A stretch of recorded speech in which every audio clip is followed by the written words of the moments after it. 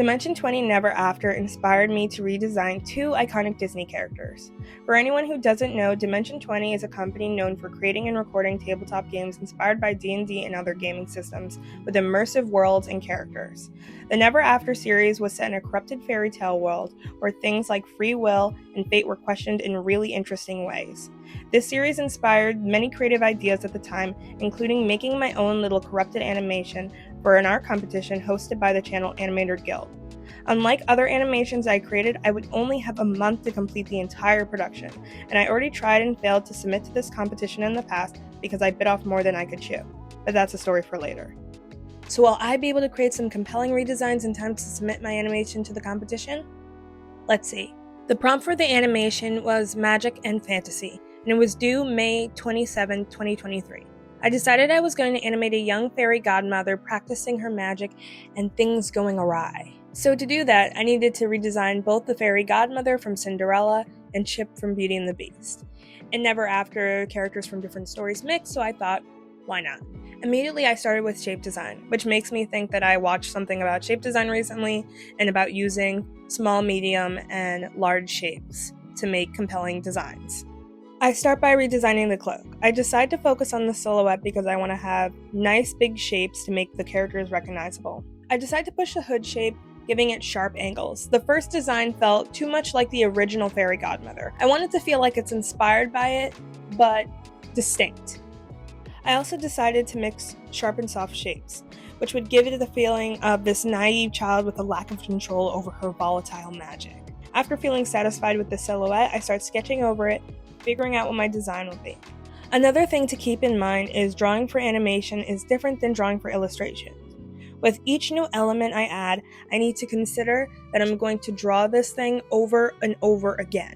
I also need to know how I'm going to break down my design. When I animate, I don't just draw everything in one go. I break things down using simple shapes and add details on top, which helps keep drawings consistent. For colors, I decided to keep the same iconic Disney colors, at least mostly, except her gray hair becomes a nice light brown.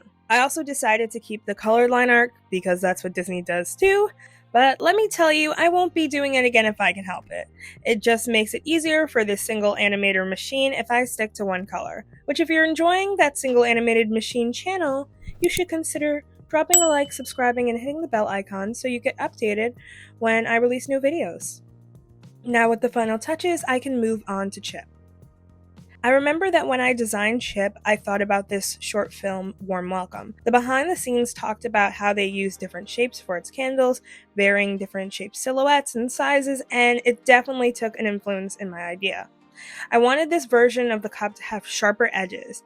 The idea was that this young fairy godmother's magic went wrong, and this version of Chip wasn't exactly thrilled to be animated. I played with the size of the cup, and I love the sharp angle of the handle or nose. After getting the silhouette done, I again draw over it, and I think when I do designs in the future, I want to focus more on silhouettes. I feel like all my designs that I did with a strong focus on silhouettes came out a lot more strong. This is just one character I designed while really focusing on shapes and silhouettes, and hopefully I'll get them moving in the future too. Okay, ignore my random D&D Google searching. I must have been watching a show or something. I finished adding the final touches, and with that I'm done. I plan on using the same original colors for the Chip redesign. By checking the video file, I see that I finished both characters on May 10th, giving me only 17 days to finish the entire production for the competition, which is a story I will save for part 2.